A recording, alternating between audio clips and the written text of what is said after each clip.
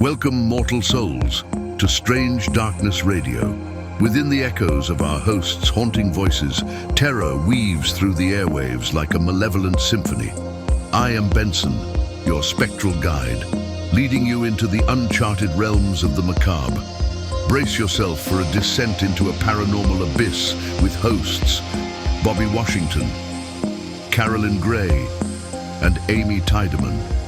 They traverse through tales that linger in the shadows, spectral apparitions, haunted domains, cryptids, and otherworldly encounters. Embrace the darkness, extinguish the lights, steel your nerves for a bone-chilling night into the heart of the unknown.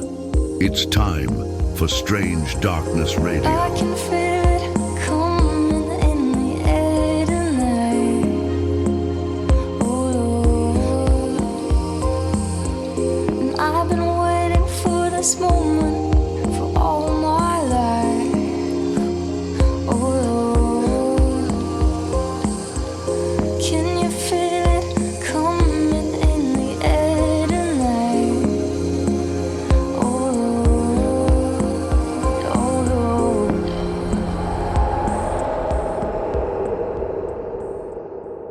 Welcome to another episode of Strange Darkness Radio. Tonight we have a very special guest on tonight's show. And before we get into that, let's just play catch up and check in with our co-host.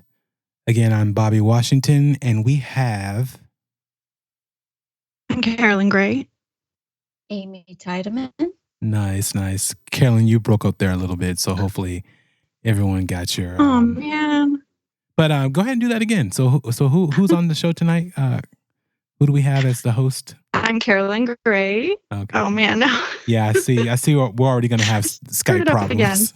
I already see. It's Maybe okay. you should have Benson record us or announce us from now on. Yeah, exactly. I was going to say, let's just do Amy first. Amy, you go first. Amy Tydeman. Okay, now we're just getting ridiculous with it. Okay, but yeah. I think they get it. I think they know who it is. So Yes, they know who we are. Exactly. Carolyn is broadcasting out of her new estate somewhere, what is it, Tennessee, Alabama? Somewhere. Which one is it? Close enough. Okay. I'm in South Dakota, and yes, I'm coming to you live from my new possibly haunted house. Oh. And I'm recording literally on the floor. Oh, and I'm very man. uncomfortable. So okay, no wonder why floor. the signal is so bad. Yeah, I hope that's not coming from me, but it very well could be. But yeah, I just don't have a good place set up yet, so I kind of had to, put some boxes on the floor, and my stuff is on top of the boxes. And well, thank you for doing that, Carolyn. You're I made it work. Exactly. You're a trooper, so I appreciate that. So yeah, now you're saying your place is haunted. Now, is this something you knew about while moving in, before moving in, or did you learn this as you have been there? Something kind of weird happened today, but basically, first I wanted to let everybody know, you'll be excited to know that I took my Ouija board out the other night and I was playing with it. And then wow, she's becoming a regular on the Ouija scene. What's happening? Well, you didn't tell us about that. No, well, it was literally like the day before yesterday, and my roommate's kids were here, and their dad went out for the night, and so his kids came into my room and they were curious, so we all sat. Oh on my Ouija God! board Wait a together. minute. What kind of Ouija board? I know, I'm such a bad. Oh my God! I'm glad I don't have small kids. You would never watch my kids. Does your roommate know that you did that? Oh yeah, he knows, and Dang, it gets worse. What is happening in that house? Jeez, I think we really opened up Pandora's box. Go ahead. Well, I'll tell you what happened in a second, but so we were playing the Ouija board, and then these kids got so excited to go to the cemetery. I swear it was their idea. Wait a minute, you went to a what? It was not my idea. What is happening? You did a Ouija board and you took them to a cemetery. What kind of babysitter are you, Carolyn? Jeez Louise, oh my God. Hey, I was not babysitting. We were just hanging out, okay? We need a viewer they're not discretion. that young, all right? Well, how old are they? I want to say 8 and 12 and 14. Okay. but I'm not actually I'm not going to say anything. Okay. Yes. Continue. I didn't take them to a cemetery. They really wanted to go. We haven't gone yet, but I told them I would take them. But anyways, so we played with the Ouija board, and then today it hit me. We never said goodbye. So we were messing with it for like a good hour almost, and we didn't put it on the goodbye when we were done. And then today, it was so weird. I was getting ready to set up for the podcast, and one of my hair ties flew at me from the corner of my room. I swear to God. Are you serious? And nobody was playing a joke. Is this a rubber band type? Were they there? It was one of these. Look. Oh, wow. Like a literal normal hair tie. Yeah. But was anyone there? Like the kids? I think the kids were home and there were people home, but there was no one in my room with me. It's funny how out of all of us, your mic is the one that's messing up and your audio is horrible. So that's interesting. Yeah. Is it really? Your audio is a little bit off. This is not the first time I've recorded here, so that's kind of weird that the audio. Well, it's probably because of the freaking Ouija board and you bringing in a new freaking crop of kids in Ouija. I really hope not, you guys. I really hope I did not summon a demon. Wait, but that's what you've been wanting this whole time. So what are you complaining about? I know. You guys were so right. Exactly. I shouldn't. Hang on. I think I have never wished this upon myself. Yes, I think I have a disclaimer. We did try to warn Carolyn not to play with the Ouija board, but says Amy, who's always encouraging. They also warned me not to. At first, we encouraged her, but then we warned her not to do it. Melissa scared the crap out of Amy. So, which you will hear that episode, but so Amy has, had a whole new thing about going to haunted locations and messing around with Ouija boards, regardless if it's on Skype or not. But I might have a disclaimer that I need to implement for Carolyn and her Ouija board usage. So you guys will actually hear it because I will have, in post changed all that. But I will have a new Ouija board disclaimer bumper. And some sound effects. Yeah. Well, let me know what you want. Like, do you want like the ooh sound or don't do it, Carolyn? Like, what do you want? Like a ghost noise, like a moan, and maybe like a creaking door. Okay. And like an explosion sound, obviously.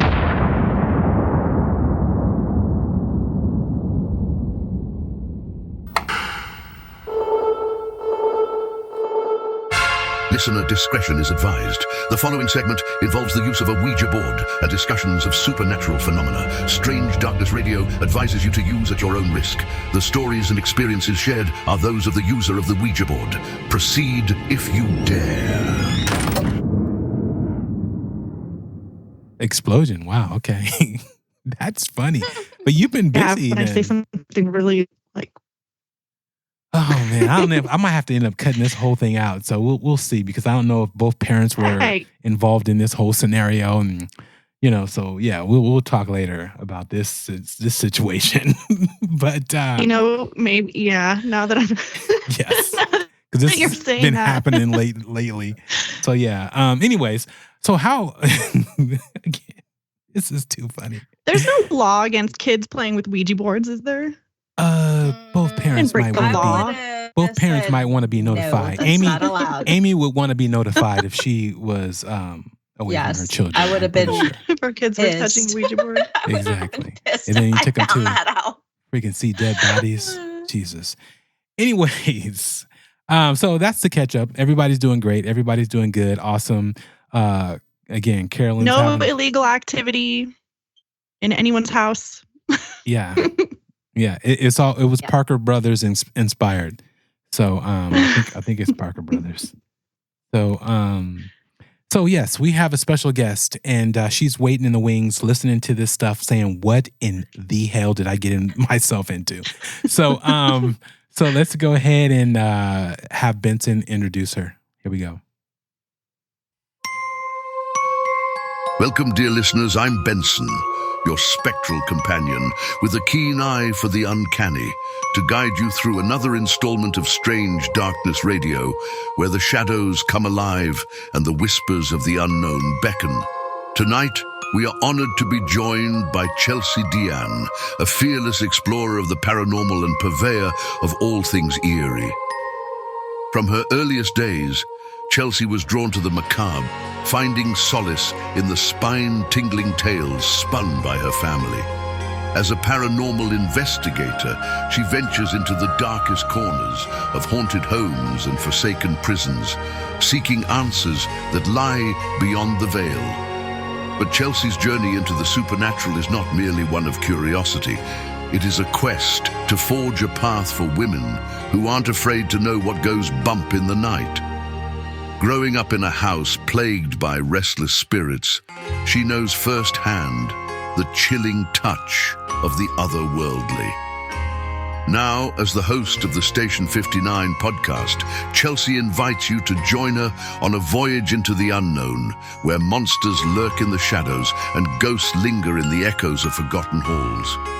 Brace yourselves, dear listeners, for an evening of shadows and intrigue as we delve into the depths of Chelsea DeAnn's haunted past and unearth the secrets that lie buried in the darkness. Welcome to Strange Darkness Radio.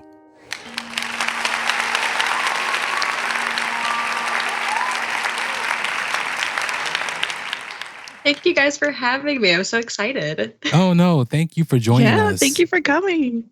Your podcast is pretty amazing. So people out there, definitely go listen to Station 59. And tell us about yourself, Chelsea. Well, I mean, you guys covered it really well there. Yeah, I'm a paranormal investigator in my free time. I also work in the paranormal as much as I can. Like, I write articles for a website and I just tell ghost stories all the time. And Awesome. So I decided why not start a podcast and tell ghost stories even more. Oh, that's so cool. That's so cool. So how did you come up with the name Station 59? I don't even really remember. I was just thinking in terms of like a spooky old radio and like spirit boxes and things like that, how they flip through radio frequencies to get you your answers. And I was like, Station 59, I guess. No, it's so cool. And does the number 59, does that number mean something to you or just? It just kind of popped in my head and I liked the ring of it. But it was really weird because now I see 59s everywhere. Oh, wow. Oh, interesting. Like, maybe it was meant to be. Meant to be. Yeah. I will say it's very catchy because when I looked you up online, I remembered Station 59. So I think that was a very good idea, Chelsea. Well, thank you. True. So can I ask, for these articles that you write, is it kind of like you just research online, or are you assigned, do you like go and actually go out in the field and investigate, or both? For the article specifically, it is primarily online stuff. I get assignments that websites want to buy, and then I will publish, or I'll write it and they'll publish it, and I get, the credit or whatever for it. But oh, that sounds like such a fun gig. I would love that. Yeah.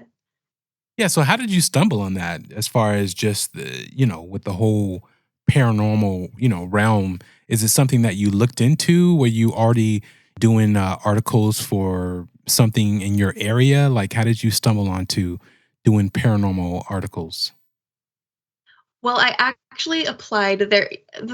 Have you heard of those groups where they do like commercial ghost hunts? You buy tickets and you get to go into these locations. Yeah. I had applied to do some work on events with one of those companies, and they were like, "Hey, will you write for our website too?" And then it just kind of snowballed from there. No, that's pretty awesome. Oh, cool. That's pretty cool. And what got you interested into the paranormal in general? Well, when I was younger, my mom and my grandma and I would do like Friday night movie nights, and we would either watch the scariest movie that was out at the time, or we would watch Ghost Adventures, Ghost Hunters, whatever. And it captured my attention so much. And I thought it would be so fun. Just, I'm 8 years old. Like, I want to go run around in this dark, creepy building. When I lived in the house that I grew up in, we had a lot of really, really crazy stuff that would happen, from the mundane to some kind of violent activity as well. We had the full spectrum. It's time for a break.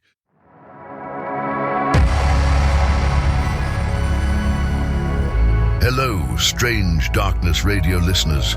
Do you love spine-chilling tales that keep you on the edge of your seat? Well, we have a special treat for you today. We are thrilled to announce that the legendary Jim Harold, the pioneer of paranormal podcasting, will be joining us on our next episode. And guess what? He has a brand new book out that you absolutely need to get your hands on. Introducing True Ghost Stories, Jim Harold's Campfire 6. This latest installment in the best-selling Campfire series is packed with 70 all-new hair-raising stories that will make you question every creak and shadow in your home. From haunted houses to mysterious orbs, Jim Harold's Campfire 6 has it all. Whether you're a longtime fan or new to the series, this book is perfect for anyone who loves a good ghost story. Each tale is a true account from Jim's popular podcast, Jim Harold's Campfire, where real people share their most terrifying paranormal experiences. You can grab your copy of True Ghost Stories, Jim Harold's Campfire 6 in both paperback and ebook formats. Head over to jimharold.com or find it on Amazon, Barnes & Noble, and other major retailers. And for our UK listeners, it's available on amazon.co.uk as well. Don't miss out on this collection of spine-tingling stories that are perfect for a dark and stormy night. And remember, Jim Harold himself will be joining us on Strange Darkness Radio to share some of his favorite stories from the book. You won't want to miss it. So, light a candle, grab a blanket, and get ready to be spooked. True Ghost Stories, Jim Harold's Campfire 6 is out now. Get your copy today and join us for an unforgettable journey into the unknown.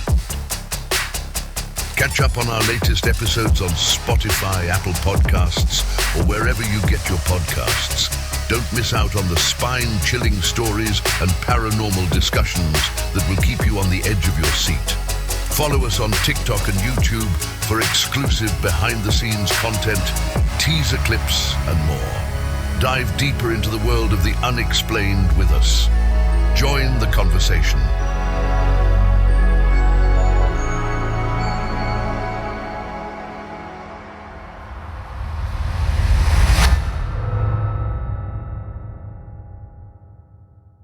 Violent? Like what kind of violent activity though? Oh my goodness. Yeah, can you tell us what happened? So one of the things that we had like a shadow figure that lived in our basement. And he was not friendly. And so he would rush you. He scratched me one time. My mom woke up getting strangled and had like hand marks around her neck. Oh, wow. Oh my goodness. These are like serious things, actually. Wow. Okay. This is not like some like, oh, I saw like a shadow person in the corner. These are like actual violent things happening to you. Oh my goodness. Okay. I'm sorry. Continue. Wow. But it wasn't all terrible. Like this sounds crazy, but I was fairly convinced that we had a portal or some sort of thinning of the veil within our house, because we would have dozens of spirits that we would encounter and all these different types of activity that would come in and out. And so like I was tucked into bed one night by something that wasn't there. And then we had all this other stuff happening on the far end of the spectrum. So, whoa. So you think that there were different entities like in and out? It wasn't just like one spirit haunting your house or something? Right. Yeah. So you would actually physically see different entities. Like what did they look like? The one that really made himself, I say him, but the one that was the most prominent was the shadow figure. I would see it mostly in the basement, but sometimes it would venture upstairs as well. And then other things were just kind of out of the corner of your eye, or you'd have dreams about these different characters, but they just keep coming back. And then you'd see it out of the corner of your eye. It wasn't like full-bodied apparitions necessarily, but it was just like I saw that last night and then now here it is. Yeah. Oh, wow. So, I mean, were you growing up? I mean, that happened at such a young age. Did you grow up like terrified, or was that just like something that was like, oh, okay, this is like something that happens every single night. I'm used to that. It definitely was very, very scary. There are times where I will still have nightmares about that house in particular, where it'll be that shadow figure in the basement and I'm like reliving a memory with it. And it was terrifying. There were so many times where my parents would go out to go grocery shopping and they'd come home to find me sitting on the front porch because I couldn't be in that house anymore. Yeah. Oh. Wow. Wow. So have you done like any research on the history of the house, or? Well, that's the crazy thing. It was a family home. My grandparents lived there before we did, and they bought it from the original owner. It was only built in the 70s. Okay. And so we don't know if it was something with the land or something that we owned, because my parents are big antique people. So I don't know if it's something they brought in. But yeah, they really had no experiences before that we knew of when my grandparents lived there. And then we moved in and it was like day one. Wow. So you don't feel like it's your family members haunting you, or that it was your family members haunting that house, do you? No, it's like my grandparents, well, not anymore. At the time they were still alive. And so it was just bizarre, you know? Interesting. I don't know what it was, to be honest. Do you think that it's a situation where your grandparents just kind of ignored what was going on and maybe they just never kind of realized it? Or do you think that the activity started when you moved in? It very well could have been just ignored. My family's Catholic. And so they don't believe in that kind of thing. And that's not something you acknowledge. And so my dad was very much like, nothing's happening, nothing's going on, nothing's weird. And then only after he moved out was he kind of like, oh, yeah, things were not great in that house. Oh, wow. So you've had other family members acknowledge, aside from your dad too, that things were happening in that house. Yes, my mom had experiences. And then I recently learned that my brother had similar experiences to me. Yeah. We both at one time lived in the bedroom in the basement, and we both had the same things that would happen in there. Oh, that's creepy. Wow. Yeah. So it was mostly just the basement then. The basement was definitely like the epicenter. Oh, like it's kind of like the haunting in Connecticut house, like where it's just a portal in the basement. Well, yeah, in that case it was a morgue. Yeah. But just that it's more like a portal situation where you've got different energies, different entities. It's not like someone specific died in that house, or it's not like you know what I'm saying? Yeah. So let me ask you this: the whole tucking in. And you said you actually stayed in the bed, then, an entity, something actually physically tucked you in? Yeah, I had come home and it was broad daylight. I came home from school and I was going to take a nap because I'm a high schooler, so why not? And I got into bed and I didn't pull any covers up. I just kind of laid my head down. And the next thing I know, I've got a blanket tucked over me and I feel someone pat my shoulder. And I think that my mom came in and was like seeing me trying to take a nap, whatever. I sit up, my room is empty. Oh, and you weren't like a little kid at that time. You were in high school. Yeah, I was like a freshman or sophomore. Oh, wow. But it sounds like it was a good experience. Yeah, that was very sweet. It was unnerving, but yeah. I would have ran. I would have been on the porch again. I mean, that's wild. What scares me more than anything is when I see videos of someone's in their home and they hear a voice calling their name. Did anything like that ever happen to you? Yeah, or like saying hi and trying to speak to you. Yes, I have one particular memory, and it wasn't anything that I could discern, but I was sitting upstairs. My parents were both down. We had like a finished living room in the basement, so they were down there. And I could hear like a whispering in like the corner, and then it'd be in the other corner, and then it'd be in the other corner. And then all of a sudden, right in my ear, I just heard like something. I couldn't make out what it was saying, but it was right in my ear. I was like, I'm done. I can't do this. So I ran downstairs, and my mom specifically, I remember her saying, you look like you've seen a ghost. It's like, you have no idea.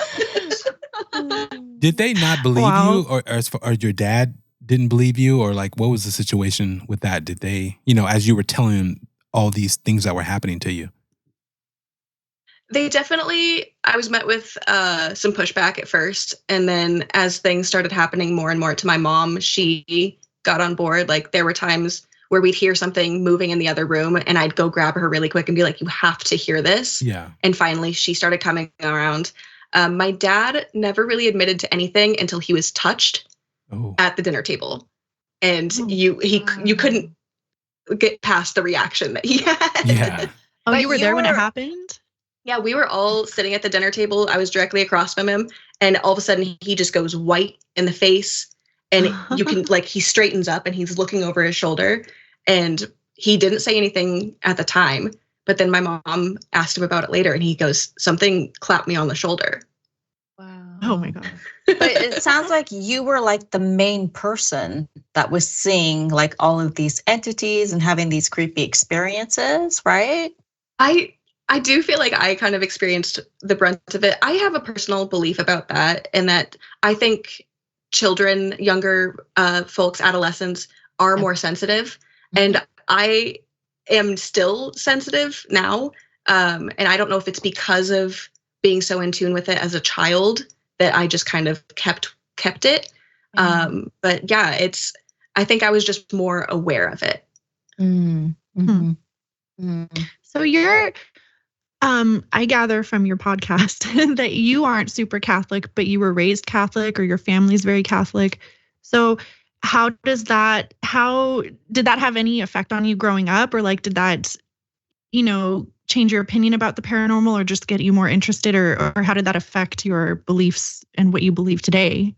I would say the paranormal activity that I experienced as growing up definitely pushed me along my path to deconstruction. I have fully left the religion, and it was a big thing because I kept being told that these things can't be happening to me because it's not within the Catholic faith. I'm like, but I know for a fact that it is happening to me. So if that's not within this realm of belief, then maybe that's not my realm of belief. Yeah. That's interesting because, I mean, like, isn't the Catholic religion, they're involved in like exorcisms, and I mean, it seems like more so than other religions, like Catholicism is actually into like, just don't they have like people that work, like they worked with the Warrens, demonologists. So, I don't hear about too many other churches doing that kind of stuff. So that's really interesting coming from Catholicism. Yeah, I always thought it was very, not to touch too much on like, religion, but I always thought it was very hypocritical. And it was just like, it was always taught to me, demons are real, demons can affect you. Like I was told you shouldn't sleep on a floor because a demon can come up into you because you're more easily accessible. Like we were that. That makes sense. Superstitious. Tonight's Do you know show. how many times I've fallen asleep on the floor? Okay. Right. I won't ever fall asleep on the floor ever again. Okay, thank you. I always just thought it was weird that we can have demons, but we can't have other types of spirits, know? Yeah, they're very strict on what they believe. So yes, they might believe in demonic entities, but that's their explanation then for every paranormal thing that ever happens, right? Mm-hmm. Kind of a thing. So we couldn't have a demon in our house because we were good Catholics. So there couldn't have been anything there, and there was.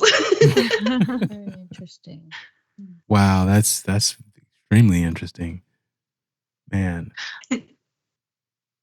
Well, so do you mind if I kind of switch topics here? And so I know one thing that you mentioned was that you do paranormal investigations. Now, I know you do research for your writing projects and for your podcast, but when you say paranormal investigations, what kind of investigations are we talking? So I like to travel and go to different locations, and I, as much as I can, stay overnight in them, and I take all of my equipment that I have and try to capture evidence and have experiences. That sounds fun. And have you ever captured anything good? Yeah, actually, I got a figure on an SLS camera at Trans-Allegheny Lunatic Asylum. Oh, wow. Yeah. Where's that? That is in Weston, West Virginia. So do you literally travel the whole country, or do you kind of stay local to where you are, or both? Typically, I stick to the Midwest. I live in Iowa, so I stay around here for the most part. But when I can afford to, I venture out. Last year, I took a road trip to 4 or 5 different locations around like West Virginia, Kentucky, Pennsylvania, did like the circuit and came back. And it was so much fun. And so do you mind sharing like a couple locations that you've been to that I've been to Missouri State Penitentiary. That is probably my favorite place I've ever investigated. I've also been to West Virginia Penitentiary and Trans-Allegheny. Waverly Hills Sanatorium was really fun as well. Oh, that's a big one. Yeah. Did you have any experiences at Waverly? I did. I got touched at Waverly. Oh, wow. What? It was, oh my God, that's creepy. It was crazy. Yeah. No, I've always wanted to go to Waverly. You hear about that that's one of like the top haunted places you ever hear about. So that's interesting. Wow. Is that the one that's in Pennsylvania, or where's Waverly? That one is in Kentucky. Oh, Kentucky. Okay. Yeah, I've heard the name before, but I know there are so many like sanatoriums and prisons and, penitentiaries. I think we actually did an episode about Missouri State Penitentiary. So I know that place has got a really dark past. It does very much, yes. Now, you're not going to these places by yourself, are you? No, I have a little crew that I take with me. My best friends and I go out and do it together. Okay, cool. So fun. And that's half the fun of it too, is just having my best friends with me. And, when it's 2 a.m. and nothing's happened for 3 hours and it's dark and you're tired, we can just goof off with each other and like bring the spirit back up. Yeah. You're so lucky to have friends who are into that stuff with you. All of my friends just make fun of me and like none of them are into it, except obviously Bobby and Amy, but then I moved away, so now we can't do anything. You live too far, Carolyn. Otherwise, we'd be doing all that stuff all the time. No, I know, Amy's too scared. So you go into these locations because, again, Amy's, kind of hemming and hawing about it now as far as, safety reasons. Only recently, just because we were, so Chelsea, some background. I have always wanted to do ghost hunting. Like that is one of my number one bucket list items, but we just recently had a very, very renowned local psychic and ghost hunter, demonologist on our show, which has not aired yet, but she gave us a very stark warning that if you're going to go out and do this stuff, you need to know what you're doing because you are just inviting spirits to come back and follow you. And I am not about to have like, spirits come back to my house, so what she said really made me think, okay, it's not as simple as just going out there and having fun. Like you need to think about what you're doing. You don't know what's going to follow you home. Yeah. Like, okay, maybe one time you got lucky here. Next time, maybe not so lucky. And you're going to regret it. That's an interesting point. So is there anything you guys do when you go out to these haunted locations to kind of like protect yourselves? Or do you do any like little prayer circles before you go in, or? I have always been a believer in kind of like white magic. So even when I was into like still in Catholicism, we were taught something very, very similar, which is that you imagine a white light or a purple light or whatever light that you want surrounding you, filling your body and spreading out. So that's one thing if you believe in that sort of thing, like energy work. Also, I like to set boundaries with spirits and like come in straight off the bat, be like, hey, my name is Chelsea. I'm going to be doing this tonight. You can talk to us. You can touch us. When we leave, you stay here. You cannot come with us. Yeah. You're okay with them touching you? Well, I gotta get like, some kind of experience. You cannot touch me. Amy's Amy, like, I am here. Reason, do not come near me. Do not present yourself. I'm just here to look around. Amy, you can present yourself as an orb, but do not touch me. Only come to me in orb form. Yeah, the whole reason is to see if it's Amy's got to rules. have the experience, Amy. That's the whole thing. That's the whole thing. So, in going to all these locations, Chelsea, have anything ever came home with you? Which I don't even know if you would know based upon you've had all kind of different experiences.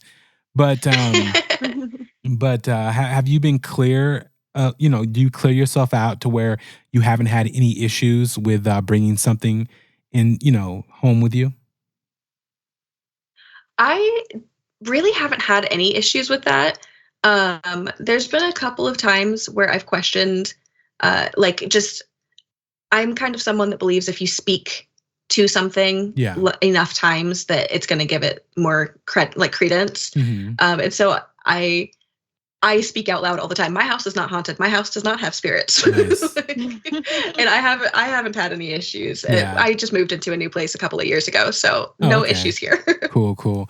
Yeah, and that's what I think for the most part. I think you go out with good intentions, and again, you're not. I don't know if you go out and what your investigative style is, as far as are you egging on the entity to do something, or are you being respectful and just exploring? Because again, my whole thing with going, especially to asylums or places that I do not want to be, and nor would I normally go there just to go to a prison to meet violent prisoners. I don't want to do it even in the afterlife, meaning if I do, I'm going there just to see if there is something, otherworldly that's still attached to this plane that we can still, talk to and correspond with. So that's why I'm, going there, because a lot of times, a lot of people will go to these locations with just, they're egging on whatever entity they're, berating people or the knowledge that they have that they researched on just to try to get something to happen, opposed to just letting it naturally play out. Mm-hmm. And, so what's your investigative style? I definitely try to approach with respect for the location that I'm in, respect for the people that run the location I'm in, and respect for the spirits. Like they were people, and sometimes they made bad decisions. Sometimes they were locked up because they had depression, depends on where you're at. But regardless, I think I approach every person, regardless of on who they are, with respect. And I would do no different just because they passed on. Yeah. And so I don't like to try to antagonize. If they don't want to do something, who am I to make them? Exactly. No, that's so true. That is definitely true. Have you ever done a live podcast at, one of these locations? I have not. I've had a couple of people ask me about that. I just don't know how I would make the logistics of it work. Yeah. But I am trying to venture into YouTube videos and recording my investigations. Mm-hmm. So hopefully that's something I've got on the horizon. Nice. How about EVPs in these locations? Have you gotten a lot of different EVPs? I don't get a ton of EVPs, but I have gotten quite a bit of spirit box activity. Okay. And that's... Once I start being able to record that, then it'll be a little, I think there'll be more weight to it where I can be like, see, this thing happened. Yeah. But we've definitely had some very, very clear responses on Spirit Box before. Oh, nice. Like what? So in Missouri State, there is this one particular area where they're known for playing Marco Polo. And if you call out Marco, sometimes you get a disembodied voice that will answer. And so we were trying to do that. And we had the spirit box running just in case. And for whatever reason, every location we go to, the spirits love Ashley. She's Your their favorite. friend? They are mean to her, but they only talk to her. Target her. They call her annoying. They've called her gross. They've called her dumb. They called her an imbecile. Wait, they don't really love her, then they despise her. They won't talk to anybody else, though. They just talk to her.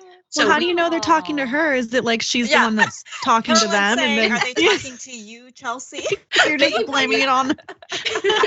There was a time, though, before the Marco Polo, there was a time that Ashley burped on it because it's like 4 a.m, whatever. Yeah. And of course. Immediately Spirit Box comes through. Disgusting. Wow. That's That incredible. is funny. Oh my gosh. That's incredible. But we were doing Marco Polo, and I called Marco, no response. Amber calls Marco, no response. Ashley calls Marco. Within a second, we get this very quick Polo in this very gruff, deep voice. I was like, on the actual spirit box? On the spirit box. I was like, I don't really want to wow. play Marco Polo anymore. Oh. Fascinating. See, I would not play that game. That's over the line for me. Like, that's Wait a minute. creepy. Wait a minute. Play Ouija board in your personal residence, but you will not play Marco Polo with some kids you just found. Not with some ghosts. I didn't just find them. I don't know. They seem to we met one time before. Exactly. They seem to have popped up. You're like, hey, let's go find some demons. They wanted to play. That's too funny. No, you wanted to play. Wow. That reminds me. So, Chelsea, have you delved into Ouija board activity then? I have never experimented with a Ouija board. I had a friend at one point that it was New Year's Eve. She decided to break out a Ouija board, and I left because I was so uncomfortable. So you don't mess with Ouija boards. I don't, and I would really. And it's part of me thinks that it is just kind of for fun, and you get out of it what you want to get out of it. At the same time, I don't. Because of what happened in my house growing up, I don't want to test it. Yeah, I get it. Makes I get that. I think that's part of the reason why I am willing to play with them, because I really just don't buy into it, if I'm being honest. You think it's fake or something? I don't think it's fake. I just think that, I don't really believe that you can like summon a demon through a Ouija board, or that you're, maybe in very, very rare circumstances, but I think that everything has to be, I think that the setting has to be just right, and there have to be specific things that all come together. I don't think that you can just whip out a Ouija board anywhere and summon a demon. Do you know what I'm saying? Carolyn, when you have experimented, you will agree that you were not consciously trying to move your fingers. Yeah, but I think there could be other explanations for that too. You think maybe subconsciously, like you were just doing it not on purpose, but maybe subconsciously. Not even subconsciously. I think when your arms are just relaxed, they're going to move a little bit. So I don't know. I'm not saying that the results are fake. I'm not necessarily saying that. I just don't think that they're as dangerous as everyone thinks they are. And I also think, everyone, I just want to announce that Carolyn announced herself as a psycho like 2 episodes ago. Because we asked who is evil here, and she unconsciously called herself out. So just want everyone to know that was subconscious. That was my Freudian slip. Who is the most evil person here? And it went to Carolyn. Nobody else. Somebody evil would say that about the Ouija board, though. I'm not necessarily saying that results are fake. I'm just saying that I don't think they're that dangerous. I think that in order to be dangerous, you have to be in like a location where the veil is thin. I think that something bad has to be lurking around. Like, I don't think you can just take a Ouija board out anywhere and plop it down and play it, and that it's going to be inviting something. Yeah, but you don't know the history of where you're playing that Ouija board, or like the houses that you played in. You technically don't know. No, you're right. Crazy. You're right. And I am a little bit creeped out about the hair tie thing from earlier. So I am wondering if. And just because of that, everybody, I really hope something happens to Carolyn to make her believe. Always wishing ill on me, Amy. That is hilarious. Nothing horrible, people. I don't mean anything evil. I just mean like I hope she gets what she wants. I already believe. That is too funny. No, I don't want anything to happen to Carolyn. I love Carolyn. I want her to get the paranormal. I want her to. You want me to be scared to death? I get it. Yeah, no, it's like a prank. Well, I know Bobby wants that too, because he wants you to come on the show and talk about it. No, here's my thing. Here's my thing with Carolyn. Things will happen to her because she says so much that she wants experiences, whether it's an entity appearing in front of her, whether it's something moving, something whispering in her ear, all these things that take place, right? Things will happen to her, but she will brush it off as something else. Just as she said, she played with a Ouija board, right? In this new home that she just moved to, she has hair ties flying around. She has all kind of different wave things happening in her home when it comes to her audio. And she thought her mic was totally crap, which it's not. And so again, I think there are things there, but you're kind of electronics do shut down for no reason. That's too. what I'm saying. You kind of brushing them in off. this house. The stress and anxiety, like the psychic we talked to, if you are stressed and anxious, you draw that to you. So it could be that. I'm the one shutting off my laptop. No, Bobby's I go to the Ouija board could be that. situation. But yeah. I'm just kidding. Wow. Okay. Anyways, back to Chelsea. Anyway, yes, podcast. I'm sorry, Chelsea. You're so And that nice. was Carolyn. Okay, Chelsea, I do have one for you.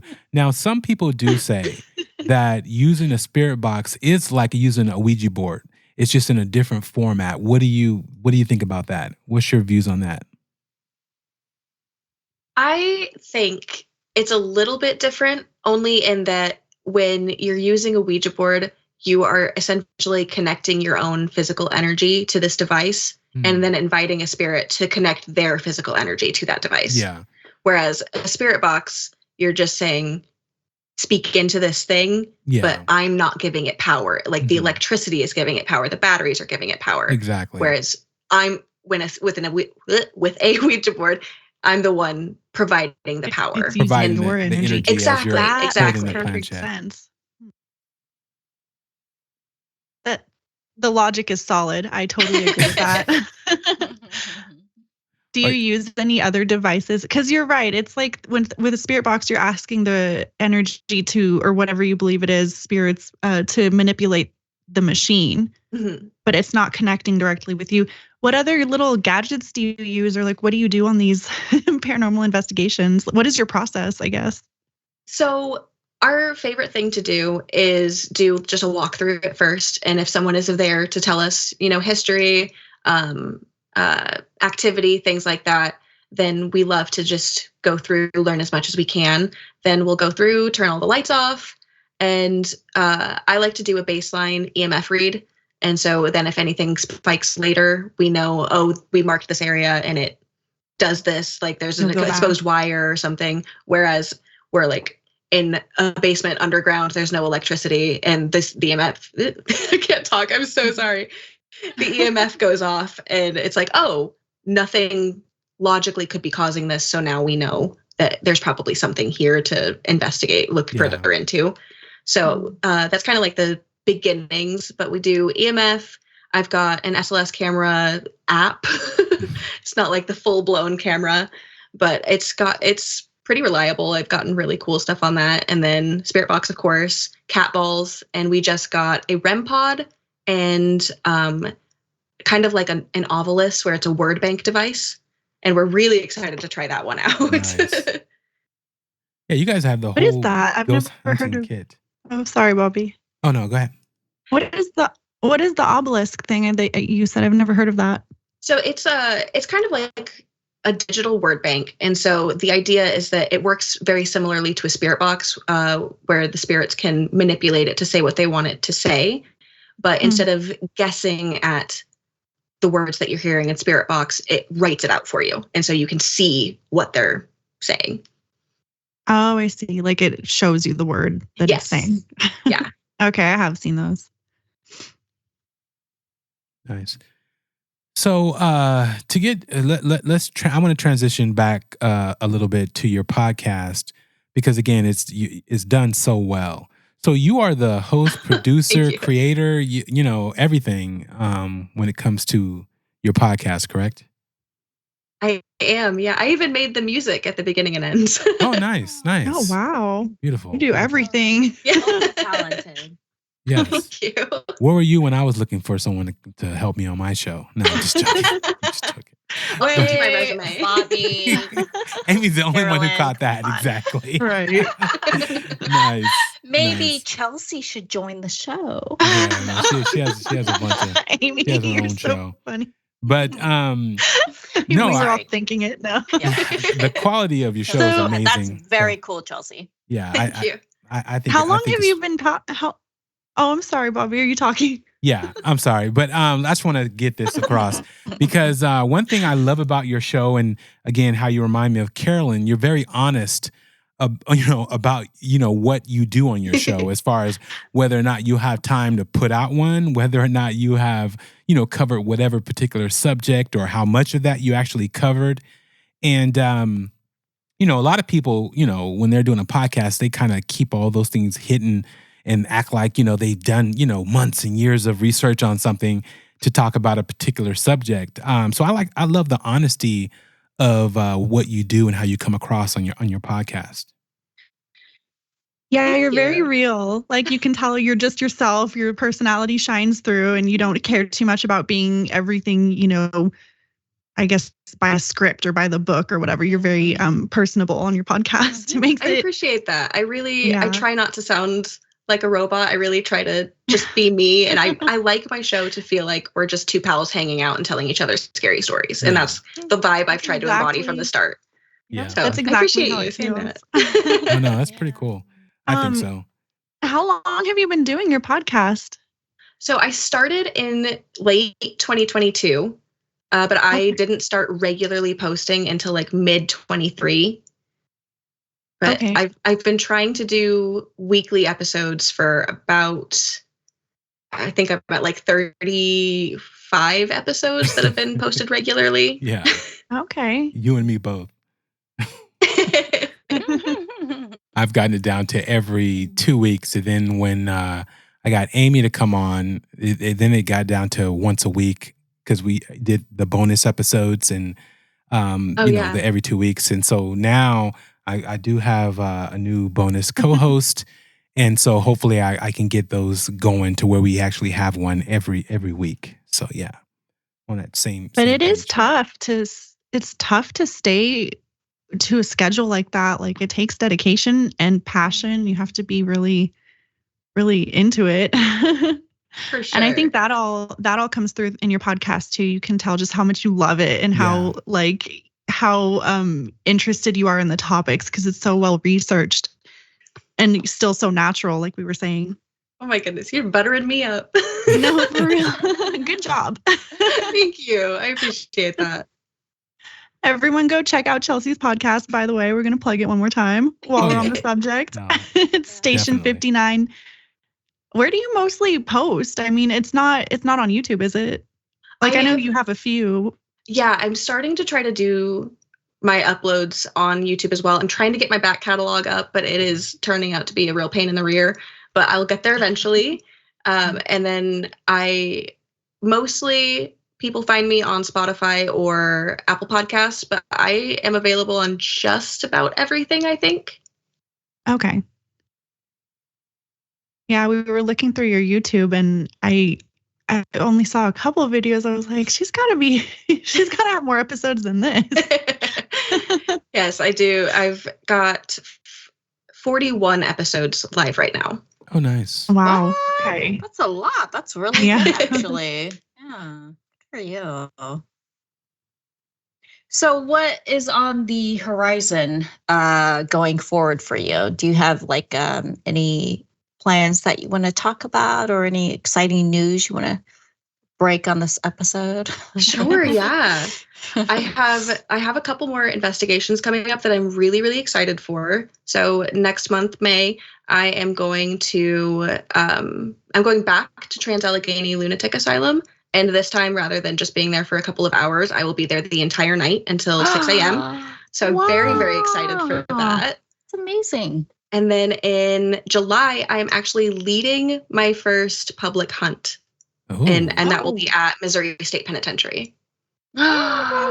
Scary. Wow. Okay. That's amazing. Oh my goodness. So how many people are joining that, or are you still setting that up, or how did you even go about setting that up? So this is through one of those companies that does this full-time sort of thing, but they have brought me on as their expert paranormal investigator. Mm-hmm. And there'll be 2 to 3, I think, other professional, calling myself a professional is a strong term, but other professional expert investigators, and we'll split up into groups and take on the different buildings, and we'll be there all night as well. I'll be there till 6 a.m. Oh, wow. So will you sounds be so documenting this and recording this, and can we watch this maybe live, or how? Yeah. I won't be able to record the one at Missouri State, but I am going to try to record as much as I can of the one at Trans-Allegheny. And that I got some really, really cool evidence the first time we went. So I'm hoping we get some good activity this time too. Where is Trans-Allegheny? Oh, sorry. What state is that? West Virginia. Okay. I'm sorry, where? West Virginia. Oh, okay. That sounds very exciting. So I can't wait to actually see that and see what kind of evidence that you get from that. Yeah. Research. Yeah. Good for I'm you. excited too. So on your past investigations that you've gotten footage on, are you going to post that on your YouTube channel? I have actually never recorded before. Oh, wow. So this is going to be my first time. Yeah, I've always kind of thought about, I think I'm going to start posting video podcast.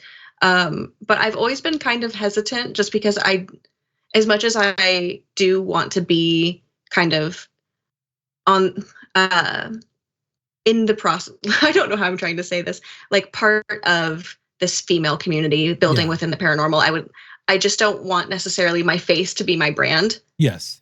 And so I've never gone too far into video stuff, but it seems like the way to go. So yeah, no, but start doing that. even from the standpoint of when you're recording the obelisk or the spirit box or any of those particular tools that you're using, but are you recording them live to where, when it's happening, and that way you have that evidence that you can go back and play, whether it's for yourself to make sure you got it, or whether it's to, put up on YouTube that is just that particular, situations that occur.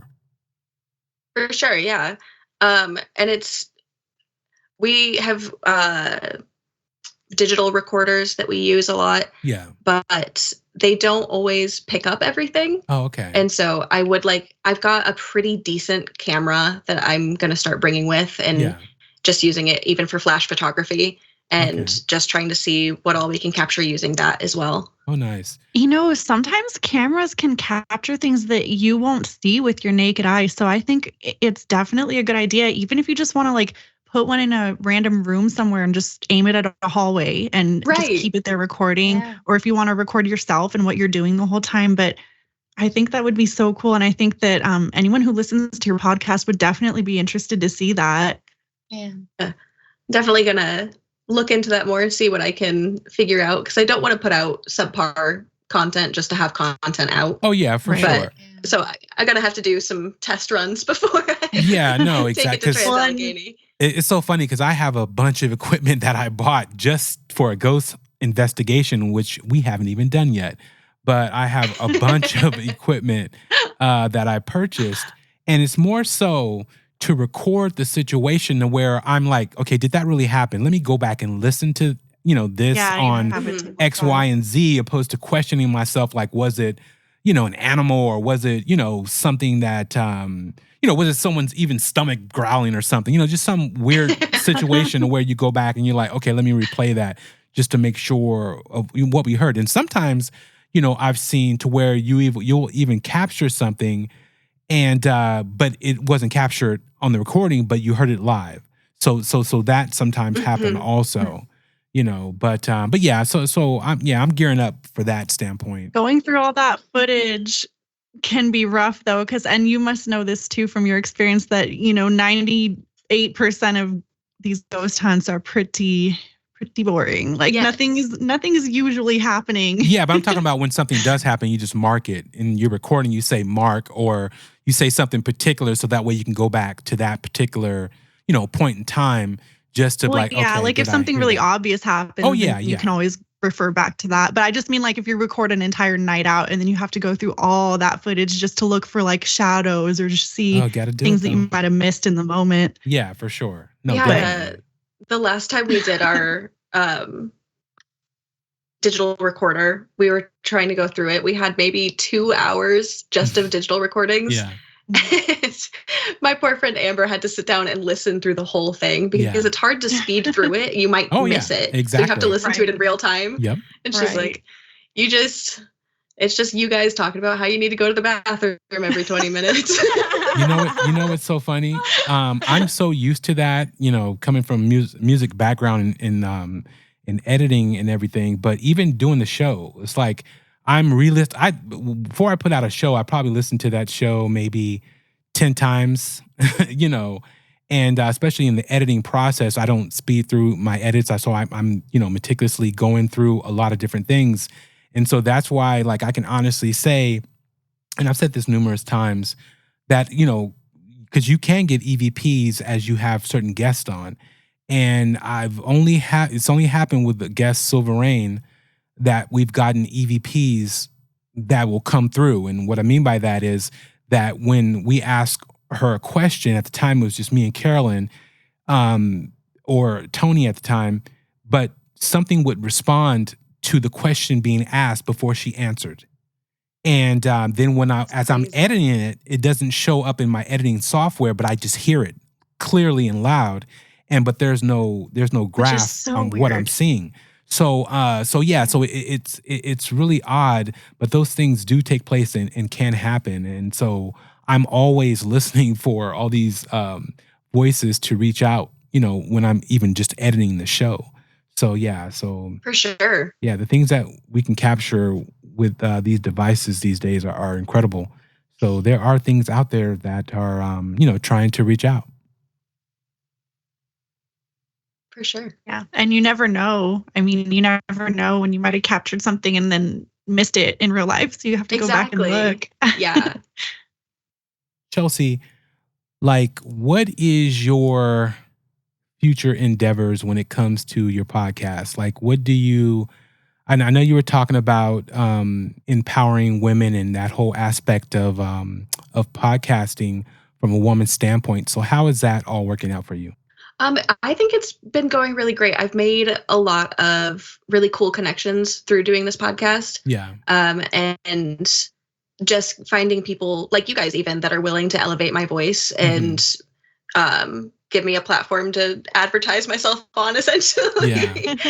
And just building the community is like my favorite thing to do. I've made a couple of really, really good close friends through doing this now. And it's great. I love to do that. Just continue building a community to talk to about these kinds of crazy things, and maybe I'll get to a point where it can be a career option, really, where like working within the paranormal and doing or content creation, whatever it may be.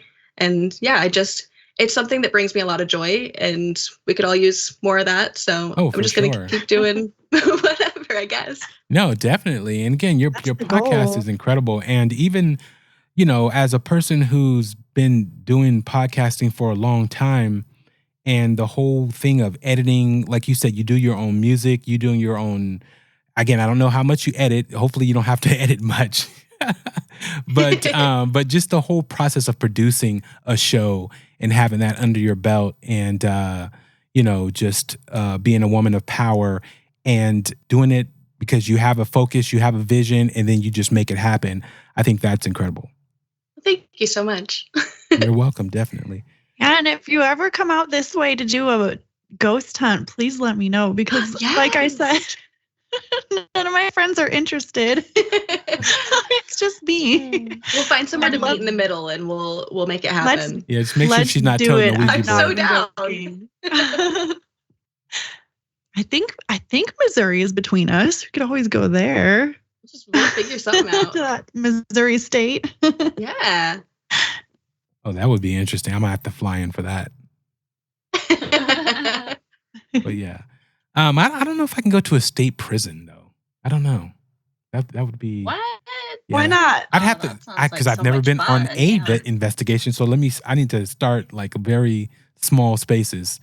Like the kids you took to the cemetery. I need to probably go, those small little baby steps before I get into the I didn't the big take game. any kids to a cemetery.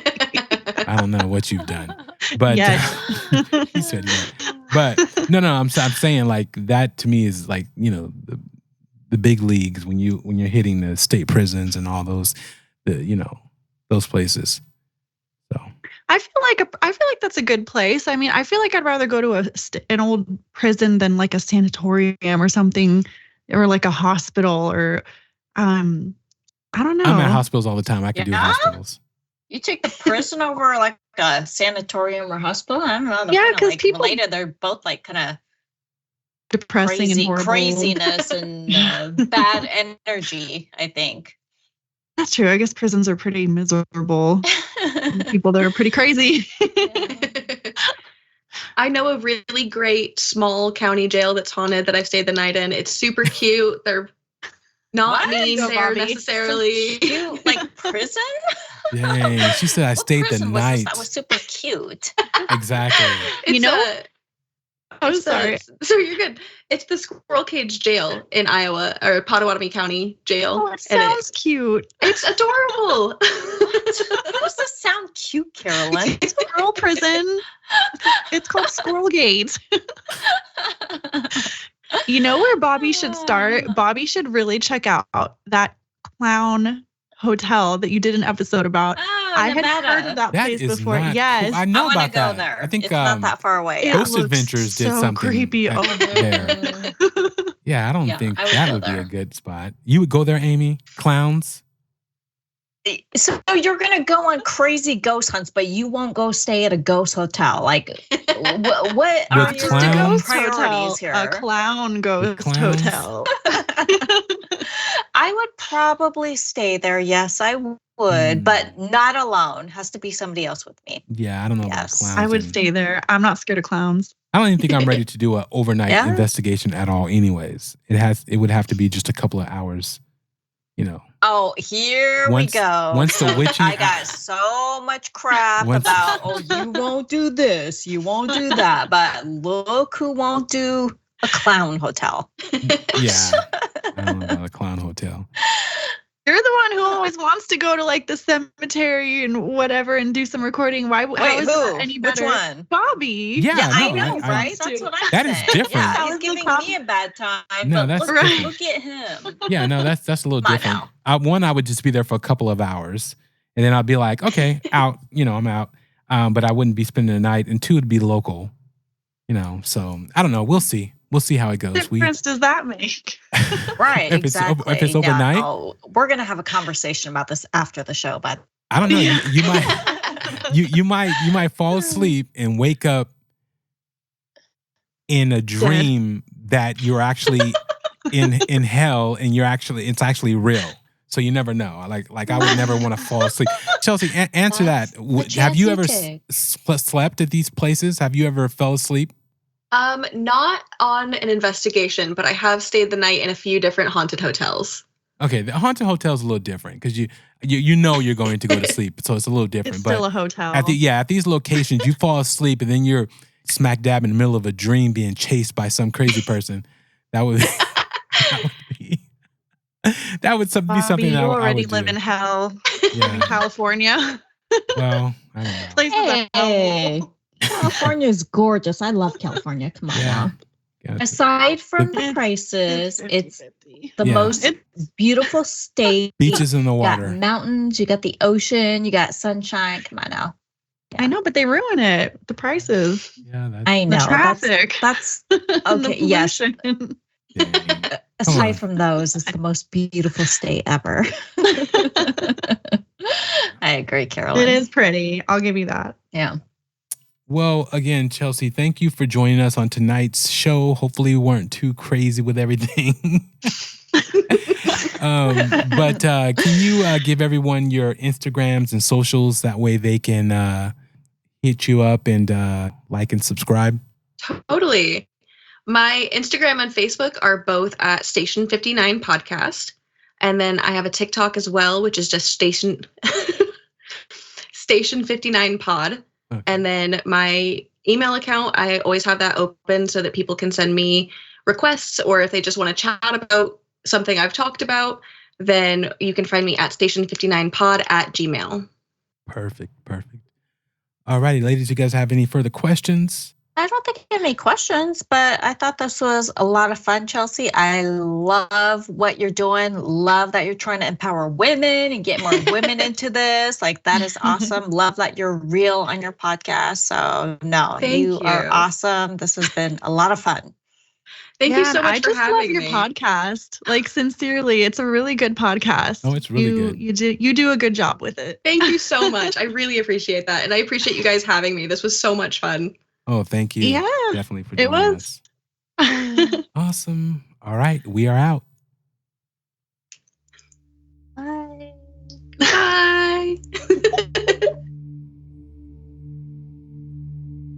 As your journey through the shadow realms of Strange Darkness Radio concludes, remember that you unlock the door to the paranormal with the key of imagination. Beyond it lies another dimension, a dimension of eerie soundscapes, chilling sights, and the profound depths of the mind. You're venturing into a land of both haunting shadows and tangible substance, where the ethereal meets the corporeal, and ideas take on a spectral form. You've just crossed over into the Strange Darkness Radio Zone. In the vast expanse of the paranormal, there exists a fifth dimension, extending beyond the known realms of our understanding. It is a dimension vast as the cosmos and eternal as infinity, a mysterious terrain between the illumination of light and the depths of shadow. This is the middle ground between the empirical and the supernatural, where fears fester in the pit of humanity's soul and knowledge ascends to its zenith. Welcome to the dimension of imagination, an area we dub the Strange Darkness Radio Zone. As you conclude your journey with us, remember that you're departing this peculiar zone, a place where reality intertwines with the surreal. Be cautious as you step out, for you may find that the boundaries between the normal and the paranormal blur, leaving you forever in the lingering embrace of the unknown. Until next time, farewell from the depths of the Strange Darkness Radio Zone.